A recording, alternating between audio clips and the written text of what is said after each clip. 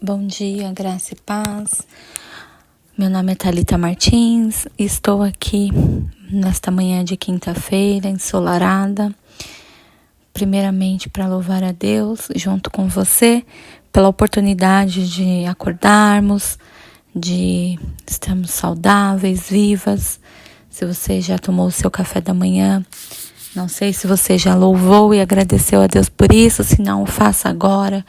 Separe um tempo, seja grata ao Senhor por tudo que Ele tem feito na sua vida, por tudo que Ele tem provido, mesmo que talvez você não esteja vivendo o seu melhor momento, os teus sonhos, ou tudo aquilo que você planejou, mas saiba que nas mãos do Senhor nada é desperdiçado. Deus, Ele é especialista em fazer tudo novo, para Ele não há impossíveis, então às vezes algo que parece tão impossível de ser mudado, saiba que para o Senhor basta uma palavra e tudo Ele faz novo, amém?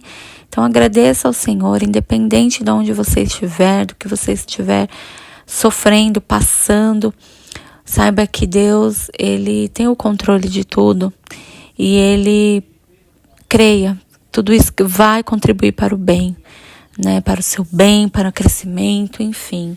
Deus é bom e as tuas misericórdias se renovam todas as manhãs sobre nós, amém? E que em nome de Jesus você pare agora esse momento, reserve um tempo para meditar aquilo que você vai ouvir aqui da palavra de Deus. Deixe mesmo o Espírito Santo atuar na sua vida, abra o seu coração, dê liberdade para o Senhor entrar, fazer morada, né, sarar, curar, enfim, fazer aquilo que é da vontade dele, porque, de novo, vale a pena. Amém? E nós nesta semana estamos meditando, refletindo juntos sobre Mateus 5, onde Jesus fala da importância, né? E ele faz uma parábola da igreja, dos seus seguidores serem como sal e luz. E quero começar lendo com vocês Isaías, o livro de Isaías, capítulo 60, no verso 1 apenas, que diz assim: levante-se, refuja, porque chegou a sua luz e a glória do Senhor raia sobre você. Aqui falando sobre a luz. Então, lembre-se que essa luz e a glória do Senhor está sobre mim, sobre você. Amém? E eu quero hoje tratar com vocês sobre o ser sal e luz, mas num âmbito, vamos dizer aqui, horizontal, né? Nós falamos todos esses dias na questão vertical, né? Na nossa relação com Deus e com a sua palavra, porque tudo começa no mundo espiritual, mas no horizontal, no sentido de como nós também meditamos nesses dias, que nós precisamos ser sal e luz na vida das pessoas, mas agora trazendo aqui um contexto para vocês, né? E eu vou contar uma breve história, um testemunho, né, de pessoas que a gente não conhece, mas eu poderia contar vários testemunhos aqui, mas eu quero trazer para você a questão de ser sal e luz numa ótica diferente. Amém? Então, vamos lá. Nós temos aqui um testemunho que eu li, tá bom? Não conheço essa pessoa, mas que uma igreja, né, lá em Uganda, na África, bem longe daqui. E nesta igreja, né, nessa comunidade, existe uma senhora que se chamava Elizabeth. Ela era uma avó de 64 anos e ela tinha 14 netos. E há 8 anos atrás, a igreja da qual Elizabeth ela fazia parte começou a usar princípios, né, do Tear Fund, que é um programa que é usado nas igrejas, que ajuda literalmente no trabalho local. Então, deixa eu trazer o contexto. Por exemplo, vamos imaginar o contexto da nossa igreja, né? Então, esse programa ele vai chegar lá, ele vai trabalhar junto com a gente, então ele vai entender quem são as pessoas que frequentam a nossa igreja, as famílias, quem está ao nosso entorno, né? Onde a nossa igreja está inserida, qual é a comunidade em que a gente está, né? As pessoas que estão ao nosso redor, quem são elas, quais são os maiores problemas que a gente enxerga tanto dentro da igreja como fora da igreja, ali, né? E aí, nesse contexto aqui dessa Elizabeth, a comunidade dela, a igreja dela, né, descobriu alguns problemas, né, que eles tinham. E aí, o que eles fizeram? Primeira coisa, foram orar, buscar o Senhor, estudar a palavra, porque quando eles começaram a estudar as escrituras juntos e orar, buscar em Deus, né, respostas, direções para aqueles problemas que eles identificaram, houve um avivamento na igreja, porque todos os irmãos estavam vivendo a mesma coisa, né, unidos em um só propósito. E isso é a importância da nossa comunidade de fé, da união, da comunhão. É por isso que às vezes a gente fala, mas por que eu preciso ir à igreja? Se o Senhor está no meu coração, a igreja sou eu. Um dos motivos é esse, porque esse pertencimento, né, fazer parte de uma comunidade de pessoas ali, de ter essa comunhão, de viver coisas juntos, isso fortalece a nossa fé, né? Isso gera esperança no coração e na vida um dos outros. E quando nós nos unimos em um só propósito, eu creio que o Senhor faz grandes coisas. Amém? Então, durante esse processo, aquela igreja de Uganda, eles viveram um avivamento, né? E aí, o que eles fizeram? Eles olharam para a situação deles, muitas coisas, né, que eles tinham dificuldades, e não só com relação à igreja, né, mas com relação ao seu dia a dia, a vida daquelas pessoas que estavam em torno, novamente, né, falando em torno da igreja, até mesmo as pessoas que às vezes não frequentavam aquela igreja, mas quais eram os problemas daquela comunidade, né? E quando eles identificaram, ao invés deles olharem para aqueles problemas e falar, nossa, mas a gente não tem recurso, nossa, mas como é que a gente vai resolver isso?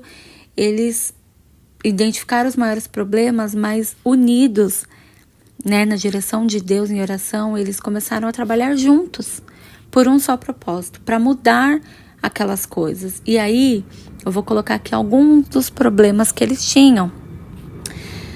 Então, antes, eles tinham um problema com falta de água, né? Eles tinham que andar, assim, muito para poder chegar em um poço, para poder buscar água para beber, para cozinhar, para tomar banho, enfim. Então, todos os dias eles tinham que andar 5 quilômetros para ter acesso à água. E aí, pensando juntos, o que eles fizeram? Cavaram mais poços mais próximos da casa deles, né? E mais poços, ou seja, ao invés de ter um só a 5 quilômetros, eles tiveram mais de um próximos de sua casa. Então, eles andavam menos e tinham acesso à água. Eles também perceberam que tinha uma taxa de mortalidade muito alta de mães, né, durante o parto, ou seja, muitas mulheres que entravam em trabalho de parto por não ter a questão de acesso à saúde, né, clínicas e hospitais, enfim, próximos de casa, a taxa de mortalidade era alta, muitas mulheres morriam durante o trabalho de parto. E aí, se fosse de noite que elas entrassem em trabalho de parto, então, aí que não tinham a mínima chance. O que eles pensaram? A comunidade se reuniu, buscaram treinamento para 10 assistentes de parto. Então, 10 mulheres foram lá estudar, serem treinadas como assistente de parto, para então poder auxiliar essas mulheres da comunidade delas ali, né, do entorno de suas casas, para ajudar essas mulheres na hora que elas entrassem em trabalho de parto. E aí, automaticamente, a taxa de mortalidade diminuiu. Então, aqui são 2 exemplos de que muitas coisas mudaram na comunidade, né, da Elizabeth, que estamos falando aqui, depois que eles, como igreja, né, se reuniram, buscaram a direção de Deus, buscaram ser diferente, ser as mãos e as pés de Jesus. Porque às vezes a gente acha que ser sal e luz, ou ser as mãos e os pés de Jesus, é só você levando a palavra, né, para a pessoa, sentar e ler a Bíblia para ela, fazer uma oração. Isso é importante, com certeza, porque talvez seja, né, essa a necessidade daquela pessoa naquele momento. Talvez ela está num desespero, não tem uma resposta, né, mas também às vezes aquela pessoa, ela está precisando de comprar um botijão de gás na casa dela. Às vezes, essa pessoa, ela está precisando ir a uma consulta. E ela não pode sozinha, porque é uma pessoa de idade, de repente, e não tem ninguém que possa acompanhá-la nessa consulta, né? Ou até mesmo levá-la de carro, por que não? Ou talvez seja aquela pessoa que está desmotivada e você vai lá dar uma palavra para ela de ânimo, né? Encorajá-la a voltar a trabalhar, ajudar com a autoestima dela, por que não? Eu não sei, né? Então, ser o sal e luz na vida de alguém, ser as mãos e os pés de Jesus, vai muito além de simplesmente querer que essa pessoa vá para a igreja e muitas vezes, né, a gente quer enfiar o evangelho goela abaixo das pessoas, e não é assim. Eu já tive a oportunidade de trabalhar com pessoas em situação de rua. Eu já tive a oportunidade de servir, né, travestis, prostitutas. Eu fiz um curso há muitos anos atrás que chama Curso de Missão Integral, que eles dizem o evangelho todo para o homem todo. Por quê? Porque não importa se é um morador de rua, se é alguém que mora num palácio. Jesus se importa com essa pessoa. Então o evangelho também é para ele. E essa vivência para mim mudou completamente a minha cabeça, a forma de enxergar as pessoas, né? Quantas vezes eu a julguei por estar naquela situação. Mas só quando você sente e conversa, quando você... E não é uma vez você ir lá e entregar uma sopa, como muita gente faz. Não, é você sentar de fato, né? Gastar tempo, que hoje é uma das coisas mais preciosas que nós temos, o nosso tempo. Mas investir tempo na vida dessas pessoas, de sentar, de ir uma vez por semana ali, levar um lanche, sentar e ouvir a história dela. E você começar a entender o porquê que ela está ali, né? E aí, é aquilo, gente. Não adianta você chegar lá e falar assim pra ela: olha, Jesus te ama e ele tem um plano na sua vida. Jesus quer te salvar, né? E aí ele vai falar: é mesmo? Mas e por que eu tô... Se Jesus me ama, por que eu tô aqui na rua, passando fome? Por que a minha família me abandonou? Então, o evangelho todo pro homem todo é sobre isso. Nós somos as mãos e os pés de Jesus. Nós somos sal e luz.